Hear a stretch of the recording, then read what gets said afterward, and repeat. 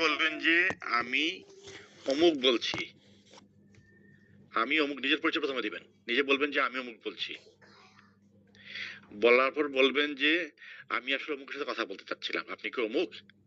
দেন যদি উনি বলে আমি অমুক, তাহলে ২য় প্রশ্ন হচ্ছে যে উনি কিন্তু অনেক কাজে থাকতে পারেন। যেন ঐদিন যে মেয়েটা ফোন করছে আমি একটা জরুরি কাজে ছিলাম আসলে আমি। মানে তার কথা বলার স্কোপ ফুরসত ছিল না। হ্যাঁ? তো তো ফলাফল সে আমার কাছে বকা খাইছে। তারপরে স্যারেরও খারাপ লাগছে, তারও নিশ্চয়ই খারাপ লাগছে এটা। হ্যাঁ? যে আমি বলছি দেখো তোমার ফোন করাটা মানে বোঝা উচিত যে আমি কথা বলার অবস্থায় আমি আছি কিনা।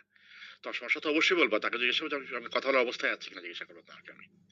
তো ২য় প্রশ্ন করবে যে স্যার আমি বা যে কেউ হোক আপনার বন্ধুই হোক যে দোস্ত তুমি কি ফ্রি আছো? আমি সবাইকে যেকোনো মানুষকে আমি ফোন দিলে ১ম এ বলি যে আপনি তোমার সাথে কথা বলতে পারি, আমার খুব ক্লোজ বন্ধু হয়তোবা। আবার ইভেন তো আমার বান্ধবীকে বা বউকে ফোন দিলে আমি বলি কিন্তু যে, "তুমি কি কথা বলতে পারবা এখন?" মানে সে কলেজে হয়তো এটা ক্লাসে যাচ্ছে বা তার পেন্সিলের সামনে বসে আছে বা তার কোনো সহকর্মীর সামনে বসে আছে। তো ১ম এ তাকে যে আমার বউকে আমি জিজ্ঞাসা করি। আমার বউ ক্লাসমেট তোমার সম্পর্ক তো তুই তুকারি ছিল আমার সাথে এখন। সঙ্গে বেশ পিছলে যখন তুই বলতো, আমার এখন তুমি বলে সে। তো আমরা খুব ক্লোজ। আমরা মানে ক্লাসমেট আমরা। তো তাকেও আমি জিজ্ঞাসা করি যে, "তোমার সাথে কথা বলা যাবে এখন?" ও বলে, "হ্যাঁ, বলো।" যদি বলে বলো তাহলে আমি কথা বলতে শুরু করি। আর যদি বলেন এখন বলা যাবে না পরে বলো, তাহলে আমি টেলিফোনটা ছেড়ে দেই আমি। এটা কেন হয়? কারণ আপনি যে কাজেই করছেন না কেন, আপনি একটা কাজে করছেন ফোনটা আসলে আল্টিমেটলি। এখন ওই পক্ষ যদি কোনো কারণে কোনো বিষয়ে এনগেজ থাকে, আমি মিটিং এ থাকলো উদাহরণ। বা ধরুন আ একটা সে কাজের মধ্যে আছে। ধরেন সে ওয়াশরুমে গেছে বা ধরেন সে ওয়াশরুমে যাবে সেরকম অবস্থায় আছে। বা এনি কাইন্ড অফ জরুরি কাজে সে আছে সে। তখন যদি আপনি কথাটা বলতে শুরু করেন তাহলে বিপদটা কি হবে? আপনি যেটা বলতে চাচ্ছেন সেটা ঠিকমতো উনি শুনবে না আসলে।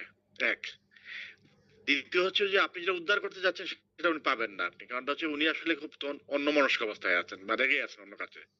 বা কোনো কাজে এঙ্গেজ আছেন উনি আসলে। সুতরাং আপনি আপনার কথাটা বলতে হচ্ছে কথা শুনবে না প্রথমত উনি ১। দ্বিতীয় যে আপনি যে পারপাস এ ফোন করছেন, পারপাস মানে ফোন দেওয়ার মানেই হচ্ছে কোনো কাজে ফোন দেয়া। ফোন করার মানেই তো আপনার দরকার, তার না আপনার দরকার। আপনি ফোন দিচ্ছেন মানে আপনার দরকার এটা আসলে। তো আপনি ফোন দেওয়ার মানে আপনার দরকারে ফোন দিয়েছেন। তাহলে আপনি চাচ্ছেন যে তাকে মানে আমরা সবসময় বলি যে কারো কাছে কিছু চাইতে গেলে অফিসে সবসময় সকাল ৫ঃ০০ টায় যাইবেন আপনারা। মানে যাবেন মানে একজন উপাচার্যের কাছে বা চেয়ারম্যানের কাছে বা কোম্পানির মালিকের কাছে যদি দেখা করতে চান, কখনো দুপুর ১২ টার সময় দেখা করবেন না। এটা তাহলে কাজটা না হওয়ার সম্ভাবনা খুব বেশি আপনার। হ্যাঁ, না বলার সম্ভাবনা খুব বেশি। সবসময় চেষ্টা করবেন ফার্স্ট আওয়ারে যাইতে। মানে উনি যখন অফিসে ঢুকছে ঢুকে উনি যখন চা-টা খাচ্ছে একটু মুড ভালো উনার। তখন যদি আপনি হ্যাঁ করে কথা বলেন আপনি এটা পাওয়ার সম্ভাবনা একটা আছে। এটা হ্যাঁ হতে পারে এটা। আরেকটা হচ্ছে দুপুরবেলা খাওয়ার পরে মানে উনার লাঞ্চ আওয়ার শেষে লাঞ্চ করছে ২ টার সময় উনি হয়তো। এই ২ টার পরে জাস্ট উনি একটা চা খেতে শুরু করছে ওই সময় দেখা করা। ঠিক এই সময় কথা বলে আপনি জিনিসটা পাওয়ার সম্ভাবনা আমার কাছে। পাওয়ার সম্ভাবনা। হ্যাঁ? আর ধরুন আপনার বান্ধবীকে যে আপনি ফোন দেন। ওই যে আ একটা গান আছে না? ফোন দিও না, কথা বলতে পারব না। কি যেন? আম্মু ঘুমায় পাশে, ভাইয়া বারান্দাতে, আমি কথা বলতে পারব না। তো আপনি যদি বান্ধবীকে ফোন দেন সন্ধ্যার সময় বা রাতে ১০ টার সময় ফোন দেন, ওই যে ফোন দিও না, কথা বলতে পারব না। আম্মু ঘুমায় পাশে, ভাইয়া বারান্দাতে। হ্যাঁ? কথা বলতে পারব না। তুমি কার সাথে খাও কফি? আমি জানি আমি সবই। সত্যি বলো না।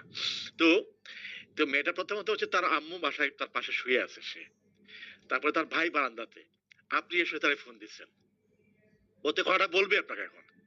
ও জানে যে আপনার বান্ধবী জানে যে আপনি অনেকগুলো প্রেম করেন আপনি। মানে ওর সাথেও প্রেম করেন আরেকটার সাথে প্রেম করেন আপনি। এটা জানেও আসলে। কিন্তু ওইটা নিয়ে আপনার সাথে মানে সে এটা বদার করে নাই বা আপনাকে বলে নাই। সে হয়তো ধরে নিচ্ছে যে ঠিক আছে। আমরা একসাথে প্রেম করছি। যাকে শেষ পর্যন্ত ঠিক আমরা যার সাথে পোষাবে সে তাকে বিয়ে হবে বা বিয়ে হবে না। এই মনোভাবে সে হয়তো আছে। সে আপনার বান্ধবী জানে। শুনেন একটা কথা বলি। মেয়েদের কিন্তু থার্ড আই মারাত্মক। মেয়েদের থার্ড আই মারাত্মক এটা। মানে অনেক কিছু টের পায় এরা দূর থেকে। যেটা আপনি কল্পনা করতে পারবেন না। মানে দেখবেন যে আপনি একটা মেয়ের সামনে বসে কথা বলতেছেন। আপনি জাস্ট আপনার সামনে কথা বলতেছেন আপনি জাস্ট। দেখবেন যে এটা মেয়ে হঠাৎ করে কাপড় সামলাচ্ছে মানে উনার ঠিক হতেছে। মানে সামহাউ তার থার্ড আই বলছে যে উনি ঠিকভাবে তাকাচ্ছেন না। এটা ভয়ংকর জিনিস। আপনি দেখবেন যে না তাকিয়েও একটা টের পাবে। এটা আল্লাহ তার থার্ড আই দিয়েছেন। এটার কারণটা হচ্ছে অন্য। কারণটা হচ্ছে পৃথিবীতে যত জ্ঞানী মানুষ ছিলেন। আচ্ছা নবীদের মধ্যে সবচেয়ে জ্ঞানী নবী কাকে বলা হয়? কে বলতে পারেন? নবীদের মধ্যে সে জ্ঞানী নবী কাকে বলা হয়? কে বলতে পারবেন? তো এখানে অনেকে আছেন বলতে পারবেন কেউ নবীদের মধ্যে সবচেয়ে জ্ঞানী নবী কাকে বলা হয়? হ্যাঁ, মোহাম্মদ তো আমরা অবশ্যই জ্ঞানী বলছি। মোরবা এটা মানে মিথিক্যাল জায়গাতে একদম ওল্ড টেস্টামেন্ট থেকে শুরু করে এই কেনান যে তিনটা ধর্ম আছে এই আব্রাহামিক ধর্মের মধ্যে মানে একদম জ্ঞানী নবী কাকে বলা হয় কে বলতে পারেন? মাইক্রোফোনে কথা বলেন, আন্দাজেরটা বলেন, আমরা পরে ঠিক করে নিবো কথাটা। বলেন একজন কেউ।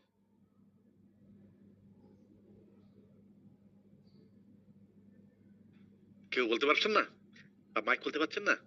আচ্ছা কেউ একজন বলেন জ্ঞানীদের মধ্যে, নবীদের মধ্যে হচ্ছে জ্ঞানী নবী কাকে বলা হয়?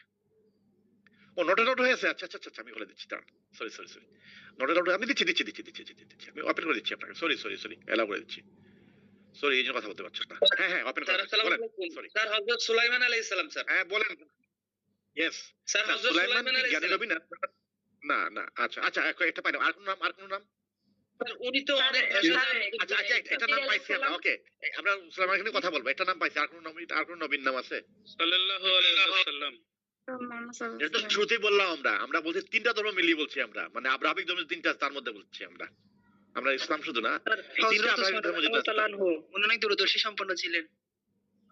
ওকে একটা উত্তর পাইলাম। ওকে স্যার মুসা আলাইহিস সালাম। মোজেস পাশাপাশি চলে গেছেন অলমোস্ট আপনি, মানে পায়ে পাশে চলে গেছেন। মুসা আলাইহিস সালাম নিজেকে জ্ঞানী ভাবতো তো, তো আল্লাহ না, বলছে না, তোমার না, থেকেও না, জ্ঞানী আছে না, না, খিজির আলাইহিস পাশে সালাম। চলে গেছেন, অলমোস্ট পাশে চলে গেছেন। আর খিজির আর কোন উত্তর আছে আমাদের কাছে? আর কোন উত্তর আছে? স্যার আমি একটু বলতে চাচ্ছিলাম, কি বলুন? হযরত খিজির আলাইহিস সালাম। ঈসা, ওকে একটা উত্তর পাইলাম আমরা। ঈসা একটু দূরবর্তী হয়েছে, ঈসা প্রায় পাশে চলে গেছে। স্যার হযরত হারুন আলাইহিস সালাম, মুসা আলাইহিস সালামের ভাই হারুন আলাইহিস সালাম, যিনি মুসা আলাইহিস সালাম একদম একদম করার জন্য মাহবুব অলমোস্ট পাশে চলে গেছে, আরেকটা একটু পাশে গেলে হবে, প্রায় পাশে চলে গেছে মাহবুব। ওকে তাহলে এখন শুন বলেন, আমি আবার একটু মিউট, যারা মিউটটা একটু মিউট করে ফেলেন নিজেরা। স্যার ইউসুফ আলাইহিস সালাম, ইউসুফ আলাইহিস সালাম, ইউসুফ উসমান আলাইহিস সালাম না তো? না না ইসুফ বেশ দূরবর্তী হয়ে গেছে। আমরা প্রায় পাশে চলে অনেকগুলো উত্তর পাইছি আমরা। তো এটা উত্তর হচ্ছে অন্য কারণে, ধর্মীয় বিষয়ে আলাপ করছি না আমরা। আব্রাহামিক ধর্মেও তিনটা ধর্ম, আব্রাহামিক ধর্ম তিনটা ধর্ম, এটা হচ্ছে ইহুদি ধর্ম, এটা হচ্ছে খ্রিস্টান, এটা ইসলাম। তিনটা হচ্ছে আব্রাহামিক ধর্ম। তো আব্রাহামিক ধর্মতে নবী সুলাইমান যিনি বলছিলেন একটু আগে, গ্রেট আইডিয়া, নবী সুলাইমান নবী, যেটা আলাস্কা মসজিদ যিনি প্রতিষ্ঠা করেছিলেন, মানে যেটা আসলে সুলাইমান নবীর মন্দির বলা হতো, যার 10 কমান্ডার্স রাখা হয়েছিল, 10 আজ্ঞা, মানে যেটা মুসা যেখানে তুর পাহাড়ে গিয়ে 10টা আজ্ঞা পেয়েছিলেন, 10 কমান্ডার্স বলে তারা। তো ওই কমান্ডার্স রাখা হয়েছিল এখানে, 10টা আজ্ঞা রাখা হয়েছিল এখানে। তো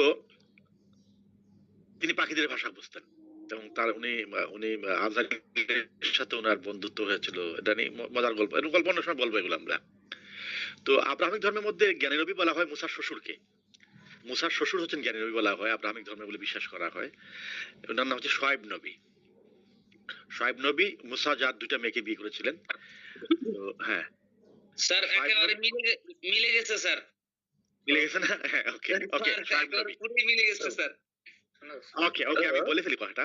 কথা বলার উদ্দেশ্য অন্য। মুসার শ্বশুর কেন জ্ঞানী লোক ছিলেন? উনি উনি বলা হয় যে আব্রাহামিক ধর্মে বলা হয় যে উনি জ্ঞানী ছিলেন, এই ছিলেন কিন্তু অন্ধ ছিলেন। শোয়েব নবী দেখতে পেতেন না। তাহলে আমরা আব্রাহামিক ধর্মে পেলাম আমরা যে সবচেয়ে জ্ঞানী নবী আব্রাহামিক ধর্মে যেটা বলা হয়, যাতে ওল্ড টেস্টামেন্টে নিউ টেস্টামেন্টে যেটা বলা হয়েছে, সেখানে মুসার শ্বশুরকে বলা হয়েছে জ্ঞানী, শোয়েব নবী, কিন্তু তিনি অন্ধ ছিলেন, তিনি চোখে দেখতে পেতেন না। উনি সবচেয়ে জ্ঞানী সিদ্ধান্ত নিয়েছিলেন যদি কি করেছেন, মুসার কাছে তার মেয়ে বিয়ে দিবেন।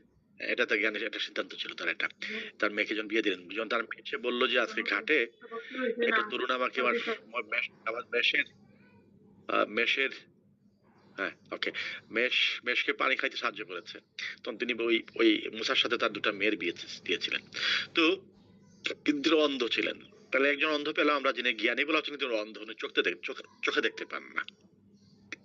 আর সবচেয়ে প্রাচীন যে নাটক আমাদের হাতে এসছে, এই নাটক হচ্ছে নাম হচ্ছে কিং ইডিপাস সফোক্লেসের নাটক। ওইখানে সবচেয়ে জ্ঞানী ব্যক্তির নাম হচ্ছে টাইটেরিয়াস। টাইটেরিয়াস ত্রিকালজ্ঞ, তিনি 3 কাল দেখতে পান, মানে আগে যা ঘটেছে দেখতে জানেন তিনি, এখন যা ঘটছে দেখছেন তিনি, এবং আগামীতে যা ঘটবে তা দেখবেন তিনি। তো ত্রিকালজ্ঞ, 3 কাল দেখতে পান উনি, সবচেয়ে জ্ঞানী উনি, দার্শনিক উনি, কিন্তু তিনি অন্ধ। এরকম যে পৃথিবীর যত জ্ঞানী লোক দেখবেন আপনারা, তাদের মিথিকালে দেখবেন সব অন্ধ এরা। এর কারণটা কি বলতে পারেন কি? আমি আবার ওপেন করছি। মানে জ্ঞানী লোকরা অন্ধ হয় কেন? আমি ওপেন করছি, একটু অপেক্ষা করেন। ইয়েস, জ্ঞানী লোকরা অন্ধ হয় কেন? কে বলতে পারবেন? স্যার অন্তর্দৃষ্টি বেশি থাকে, দূরদৃষ্টি সম্পন্ন হয়। ইয়েস, ইয়েস, তাকে, হ্যাঁ, তাকে থ্যাংক ইউ। তাকে আপনার এটা খুললে ভালো করে ওপেন, আপনার ভিডিওটা ওপেন করে ফেলুন একটু। তাকে থ্যাংক ইউ। এটা থার্ড আই তৈরি হয়। পৃথিবীতে আমরা যা দেখি তা সত্যি নয়। পৃথিবীতে যা দেখি তা সত্যি নয়। পৃথিবীতে যা কিছু শুনি তা সব সত্যি নয়। পৃথিবীতে যা কিছু দেখি আমরা তা সত্যি নয়। আমরা রাত্রে বেলা দড়িকে সাপ দেখতে পারি, আবার সাপকে দড়ি দেখতে পারি, দুটোই ঘটতে পারে আমাদের। আবার আমরা যা দেখি, মানে যা, আমি একটা গল্প আপনাকে বলি। গল্পটা আমরা আমরা বেশি সাহিত্যে ফিরে যাবো আমরা, কিন্তু আমাদের এগুলো হচ্ছে কি, আমরা সাহিত্যে এগুলো নিয়ে কথা বলে, আসলে সাহিত্য ব্যাপারগুলো নিয়ে কথা বলে। তো একবার একটা গ্রামীণ ব্যাংকের একটা ওয়ার্কশপ বহু আগে হয়েছিল, একটা ওয়ার্কশপ হয়েছিল অনেক আগে, আমি তখন তরুণ ছিলাম, বিশ্ববিদ্যালয়ে মাস্টার্স করছি আমি। তো প্রফেসর ইউনুস তখন ওই গ্রামীণ ব্যাংকের ওই ওয়ার্কশপে এসেছিলেন। তো উনি এসে, গ্রামীণ তরুণদের একটা ইয়ে ছিল, উদ্যোগ ছিল এটা আসলে। তো উনি এসে আমাদের প্রশ্ন করছিলেন যে মানুষ কি দিয়ে দেখতে পায়। তা আমরা প্রত্যেকেই বলছি চোখ দিয়ে দেখতে পায়, প্রত্যেকে বলছে চোখ দিয়ে দেখতে পায়, প্রত্যেক উত্তর দিচ্ছি আমরা চোখ দিয়ে দেখতে, মানুষ চোখ দিয়ে দেখতে পায়। উনি বলছেন যে না, এটা আপনাদের উত্তর সত্যি সঠিক নয়, আমরা মানুষ চোখ দিয়ে দেখতে পায় না। তো আমরা খুব কনফিউজ হয়ে গেছে যে মানুষ চোখ দিয়ে দেখতে না পারলে কি দিয়ে দেখতে পায় তাহলে মানুষ। তো উনি বলেন দেখুন, আমি এয়ারপোর্টে প্রতিদিন মিরপুর থেকে আসা যাওয়া করি, তার গ্রামীণ ব্যাংকের অফিস হচ্ছে মিরপুরে। তো আসা যাওয়া করি, এয়ারপোর্টে আসা যাওয়া করি, আমি এই দৃশ্য কখনো দেখি না। কিন্তু আমরা যখন কোনজন বিদেশিরা আসে তারা দৃশ্য দেখতে পায়, আমি দেখি না এটা। তা দেখতে পায় যে এয়ারপোর্ট থেকে গাড়িটা বেরোনোর পর তাদের গাড়ি দিকে অসংখ্য বিভৎস হাতগুলো এগিয়ে আসতেছে। কোনো হাতের 4টা আঙ্গুল, কোনো হাতে 3টা আঙ্গুল, কোনো হাত অর্ধেক পচে গেছে, কোনো হাতে ময়লা, মানে বিভৎস দৃশ্য দেখতে পায় তারা। তারা এসে বলে আমরা গাড়িতে আসার সময় এই দৃশ্য দেখে এসেছি তোমাদের। এই দৃশ্য আমি কিন্তু দেখি নাই। মানে বিভৎস হাত যে গাড়ি দিকে এগিয়ে আসতেছে কোনো স্টপেজে, এটা আমি দেখি নাই। এর কারণটা কি? কারণটা হচ্ছে বিদেশিরা যখন আসে এখানে কি দেখবে ঠিক করে না তারা। তো যখন এয়ারপোর্ট থেকে গাড়িটা বেরোয়, ভিখারিরা গাড়িটা থামার সাথে সাথে হোয়াইট পেন দেখে তারা হাত বাড়ায় তারা, যে তোমাকে টাকা দেন, টাকা দেন বলে। যারা ভিখারি এদের হাত নোংরা থাকে, কারো আঙ্গুল থাকে না, কারো হাত পচা থাকে, হাতের ছড়াছড়ি থাকে, তারা দেখতে পায় এটা। আমি যখন গাড়িতে চড়ি বা আপনারা গাড়িতে চড়েন, প্রাইভেট কারের সাথে যখন চড়েন যারা, আমরা সাধারণত জানলার দিকে তাকাই না, আমরা ইচ্ছা করে তাকাই না। আমরা জানি যে এখন বাংলাদেশে প্রফেশনালি ভিক্ষাবৃত্তি করা হয়, ভিক্ষার প্রফেশনালি এখন হয়। মানে দূরে একজন লোক বসে থাকে, সে কিছু ভিক্ষুক এসে ভাড়া করে নিয়ে আসে, ওরা ভিক্ষা করে রাতে তারা টাকা ভাগ করে নেয়, তারা এটা কমার্শিয়াল ব্যাপার। এবং আগে কিন্তু মাঝখানে জানেন আপনারা, এক সময় বাচ্চাদের বাচ্চা চুরি হইতো, বাচ্চা চুরি করে তারা পাত্রের মধ্যে রেখে গোল করে ফেলতো বাচ্চাটাকে, তারা পরে পঙ্গু বানায় ফেলতো তারা। হ্যাঁ, তারপরে বাচ্চাটাকে ঘর ওষুধ দিয়ে রাখতো তারা, দিয়ে রাস্তায় ফেলে রাখতো বাচ্চাটাকে সারাদিন। তো ওই গোল একটা বাচ্চা, মাংস পিণ্ডের মতো বাচ্চা ভিক্ষা করতো। এরকম অমানবিক হিংস্র ভিক্ষা পদ্ধতি। তো এই জন্য আমরা সাধারণত ভিখারিদের বিশ্বাস করি না, আমরা এই জন্য তাকাই না জান্নার দিকে আমরা।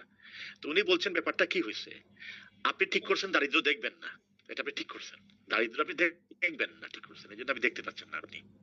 আর বিদেশিরা যারা আসে কিছু ঠিক করে আসে না, ওরা আসলে ওই জন্য ওরা দেখতে পায় ব্যাপারটা।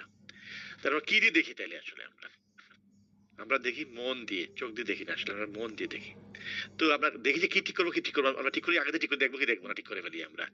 কি শুনবো আমরা ঠিক করে ফেলি আমরা। স্যার একটু অনুমতি দিলে স্যার। হ্যাঁ মাহবুব, স্যার হ্যাঁ মাহবুব, নিশ্চয়ই মাহবুব। স্যার কচ্ছপ বাচ্চা প্রসব করবে, বাচ্চা ডিম থেকে বাচ্চা তা দেয় স্যার অন্তর্দৃষ্টি দিয়ে, যদি আমি ভুল না বলি স্যার, আপনার অনুমতি নিয়ে স্যার। হ্যাঁ হ্যাঁ হ্যাঁ, অনেকগুলো কাহিনী আছে। হ্যাঁ হ্যাঁ, অনেকগুলো কাহিনী আছে এগুলো। তো সেটা হচ্ছে যে আমরা যখন যা দেখি তা সত্যি না সবসময়, দেখা ভুল। আমরা যা দেখি আমরা চোখ দিয়ে দেখি না আসলে, আমরা মন দিয়ে দেখি। দেখবেন যে যে যে দল করে সব ওই দল সব ভালো দেখতে পায় সে, আর অপর দল সব বন্ধ সে দেখতে পায়। এটা কমন। মানে আপনি যদি বলেন না কেন ওই দল খারাপ, ও আপনার খুনাখুনি করে ফেলবে আপনার সাথে সে, কারণ ও আসলে ওই দলের বিষয়ে অন্ধ সে আসলে। ওই দলের খারাপ কিছু দেখতে পায় না সে। ওই দল যদি ডেইলি যদি 200 লোককে ভাজি করে খাই ফেলে তেলের মধ্যে পুড়াইয়া, তাও এটা দেখতে পাবে না। হ্যাঁ, তো এটা হচ্ছে সে ঠিক করছে যে ওটা দেখবে না সে, দলে এসে সাঁতার। এটা বিজ্ঞাপন আছে না, ওই যে গ্লাসে মানে ওই যে তার গ্লাসের মধ্যে এসে বল পড়ছে, পড়ার পর মা দৌড়াই বাড়াইছে, গালি দিচ্ছে, বান্দা দাঁড়ায়, কার বাচ্চারে পদ্মতা শিখে নাই, আমার জানলায় বল মারছে, কার বাচ্চারে বলে গালি দিচ্ছে। তো যখন ওই তার নিশ্চয় তার ছেলে বলছে আম্মু আমি মেরেছি, বলে ও শোনা বাবা রে, কি সুন্দর তাগের তুলা। তো যখনই তার বাচ্চা মারছে জানছে তখন সে খুশি হয়ে যাচ্ছে, যেটা ঠিক আছে, ও দক্ষ, ও কি তাকে সুন্দর। আর অন্যের বাচ্চা কার বাচ্চা পদ্ধতি শিখে নাই বলতে সে। তো আমরা অন্তর্দেশে দেখি আমরা। তো এগুলো হচ্ছে ঠিক করে আমরা যে কি দেখবো কি শুনবো না এগুলো ঠিক করে নিই আমরা। তো আহ যেখানে ছিলাম আমরা দেখতে পাই। তো আপনি যখন কাউকে ফোন দিবেন প্রথমে জিজ্ঞাসা করে নেবেন যে আপনি কি অবস্থার মধ্যে আছে এবং ওই সময়টা মেপে যাবেন আপনি। এটা খুব কমন ল এগুলো আসলে, নাহলে আপনি আপনার লাইফে অ্যাচিভ করতে পারবেন না কিছু আসলে। তো এই জন্য যারা ফোন টোন দিবেন তারা সময় বুঝে দিবেন একটুখানি। ফোন দিও না আম্মু ঘুমায় পাশে, কথা বলতে পারবো না তাইলে। তো এরকম দিবেন না, অসময়ে ফোন পাবেন না, তাহলে রাগ করে এটা বলে ফেলবে আরো, তুমি কার সাথে কফি জানি আমি সবই। হ্যাঁ, তো ও বলে ফেলবে এটা একদম তাহলে যে তুমি কার সাথে আমার সাথে প্রেম করো আর কফি ওর সাথে খাও গিয়া, এটা বলে দেবে আপনারে। মানে ওই দিনই ব্রেকআপ হবে আপনার। এটা বলার পর তো আর এই সম্পর্ক থাকবে না। ও যদি বলে ফেলে যে আমি দেখছি তো তুই কার সাথে কফি খাইতেছো, তাহলে ওই দিন তো সম্পর্ক শেষ হয়ে যাবে। তো সুতরাং আপনার অসময়ে ফোন দিবেন না এবং ফোন দিলে জিজ্ঞাসা করবেন যে আপনি অসময়ে আছেন কিনা এখন। ওকে, আমাকে কেউ ফোন দিয়েছিল, কেউ কি কথা বলবে, কি জানি কি নিয়ে ফোন দিয়েছিল, জানি কেউ সময় ফ্রি মানে বলো কে জানি আমাকে ফোন দিয়েছিল, মিরপুর থেকে দিয়েছিল ফোন। কেউ বলবে এখন তার সমস্যাটা এখন বলবে আমাকে, একটু আমি গুড মুডে আছি বলতে পারে না, বলার চেষ্টা করবো এটাকে আমি। আচ্ছা, সামহাও সেটাকে হয়তো মানে লজ্জা পাচ্ছে বলতে চাইছে। ওকে, পরে আচ্ছা যে কোনো পরে আমাকে ফোন দিয়ে আবার মানে জানিও যে স্যার আপনি ফ্রি আছেন, জানি আমার কথা বলো, আমার সাথে সমাধান করে দেবো, তোমার একটা সমস্যা নাই। ওকে, যত সময় ফাইল করার চেষ্টা করবো তোমাকে। আচ্ছা, আমরা ক্লাসে যাই আমরা একটু, যেখানে ক্লাস কথা শুরু করেছিলাম আমরা। আচ্ছা, কথা বোধহয় খুব ইকো হচ্ছে, হ্যাঁ আমি ইয়ে করি সবাইকে অফ করে দিই। হ্যাঁ, যদি কেউ কথা বলতে চান আমাকে একটা মেসেজ দিবেন, তাহলে আমি আবার এলাও করতে শুরু করবো।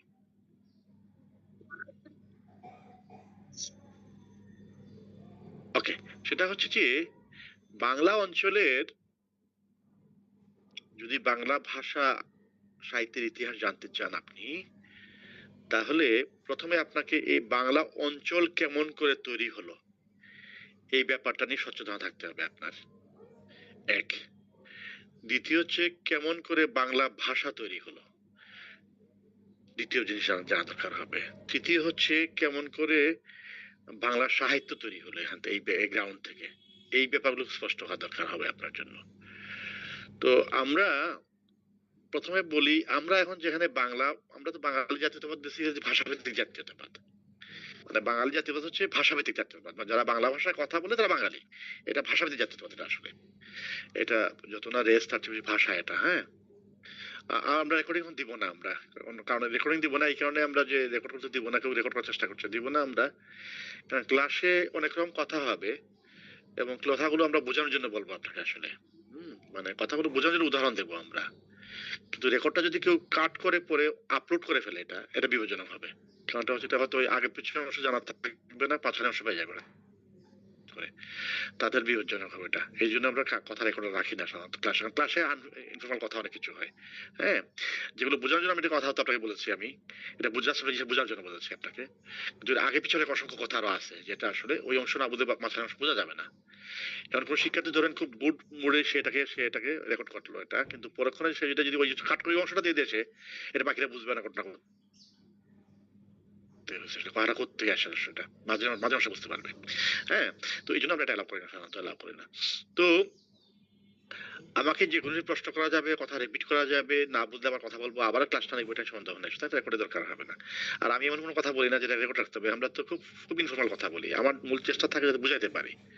তো আমরা এখন যেখানে আছি এটা যে বাংলাদেশ, বাংলাদেশ যেটাকে বলি আমরা, এটা কোনো ভূখণ্ড ছিল না আলটিমেটলি এক সময়। এটা ভূখণ্ড ছিল, এটা হচ্ছে পানির নিচে ছিল, এটা আসলে এটা জলাভূমি ছিল, এটা আসলে জলাভূমি ছিল এই এলাকাটা। আপনাদের আমি এটা আমার যে গ্রুপে যারা জয়েন করেছে ভালো কথা বলি, আপনারা আমি শুরুতেই বলেছিলাম যে যারা আমার গ্রুপের ম্যাটেরিয়ালস পেতে চান তাদেরকে আমার শিক্ষার্থী গ্রুপে গিয়ে জয়েন করতে হবে।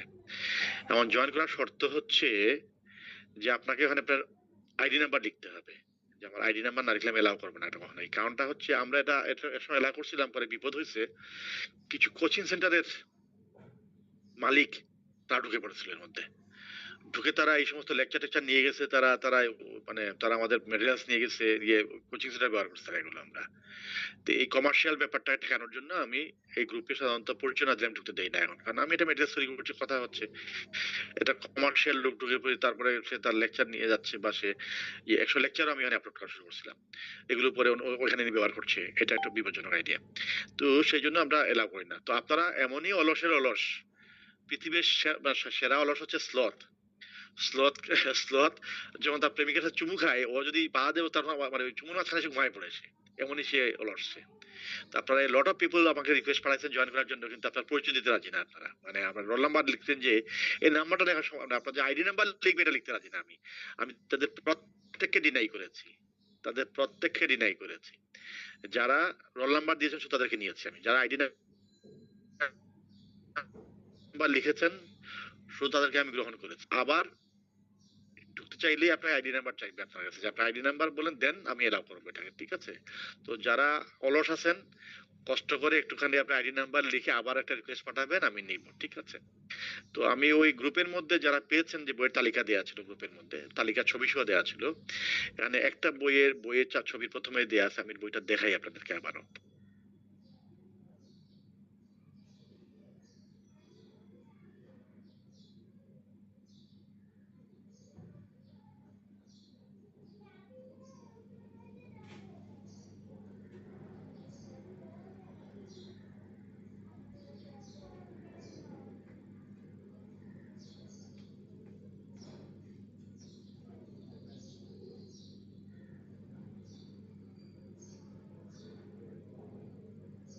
হ্যাঁ, আমি একটু মাইক মানে মাইক ক্যামেরা অফ করছি আমি জন্য যে আমার আসলে লুঙ্গি পরে নাই, আমার আসলে আমি লুঙ্গি পরে ক্লাস নিচ্ছি আমি। তো একজন শিক্ষার্থী লুঙ্গি পরে দেখতে পাচ্ছেন, এটা খুব সুন্দর আইডিয়া না এটা।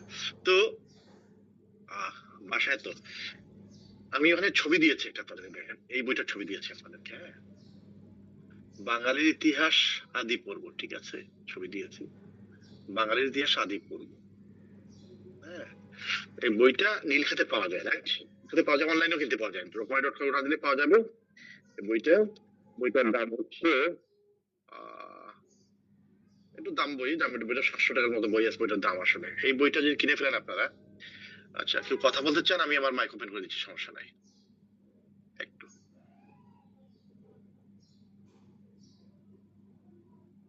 হ্যাঁ, আমি মাইক ওপেন করেছি। হ্যাঁ, আপনারা যে কেউ আমার ওপেন করে কথা বলতে পারবেন।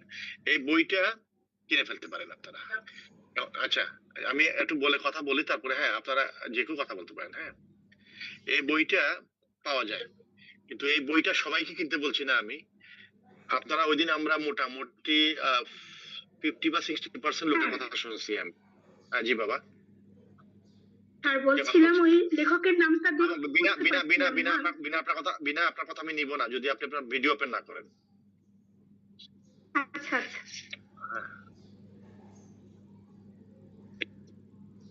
জি ভিডিও ওপেন করুন আপনি। জি বলুন এখন। জি হ্যাঁ বলছি স্যার ওই ওই বাঙালির ইতিহাস আদি পর্ব লেখকের নামটা বুঝতে পারছি না, একটু যদি আচ্ছা, বলতেন। নিহা এই আম্মু এই বইটা কিন্তু ফেসবুকে দেয়া আছে, ওই গ্রুপের মধ্যে বইটা ছবি টবি সব বর্ণনা দেয়া আছে। আমি বইয়ের তালিকা দিয়ে রেখেছি এখানে।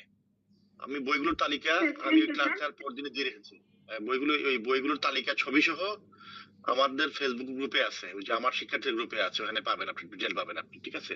ওই রাইটারের নাম হচ্ছে, এই বইয়ের ছবিটা দেওয়া আছে, এই বইয়ের নাম হচ্ছে বাঙালির ইতিহাস আদি পর্ব, নিহার রঞ্জন রায়। নিহার রঞ্জন রায় এই বইটা পাওয়া যায়। এই বইটা সবাইকে কিনতে বলি না আমি। ওদিন যারা কথা বলেছেন তার মধ্যে 60% শিক্ষার্থী বলেছেন যে সাহিত্য আপনারা পড়তে জানতে এসেছেন, আনন্দ করে পড়তে এসেছেন। যারা শুধু পাশ করতে চান তাদেরকে এই বইটা পড়া জরুরি না, তারা হচ্ছে সহজ বই পাবেন আপনি, আমরা ওই তালিকার মধ্যে পাবেন যে সহজ বই আছে আরো। এটা হচ্ছে যারা বাংলাদেশ সম্পর্কে, বাংলা ভাষা সম্পর্কে ভালো জিনিস বুঝতে চান, যারা ইনডেপথে যারা যেতে চাচ্ছেন, যারা আমি আশা করি মাস্টার্স করার পরে যারা আমার সাথে পিএইচডি করবেন, যারা বাংলা সাহিত্য নিয়ে, যারা ডক্টর যারা করবেন, যারা তাদের এই বইটা পড়তে বলি। হ্যাঁ, তাদের এই বইটা পড়তে বলি। এই বইটা আপনারা কিনে ফেলবেন, ঠিক আছে? তারপরে বাংলাদেশের ইতিহাস, বাংলাদেশের ইতিহাস এই বইটা রমেশচন্দ্র মজুমদার, উনি ঢাকা বিশ্ববিদ্যালয়ের উপাচার্য ছিলেন এক সময়। বাড়ি ওনার ফরিদপুরের মানুষ উনি। ঢাকা বিশ্ববিদ্যালয়ের উপাচার্য ছিলেন, আমাদের বিখ্যাত ইতিহাসবিদ প্রভাষচন্দ্র মজুমদারের বাঙালির ইতিহাস, বাংলাদেশের ইতিহাস 3 খণ্ড এটা আছে। এটা 3 খণ্ড আপনাদের সবাইকে কিনতে বলি না। যারা রিয়েলি জিনিসটা পড়াশোনা করতে চান, বুঝতে চান এই অঞ্চলকে, বাংলা ভাষাকে, বাংলা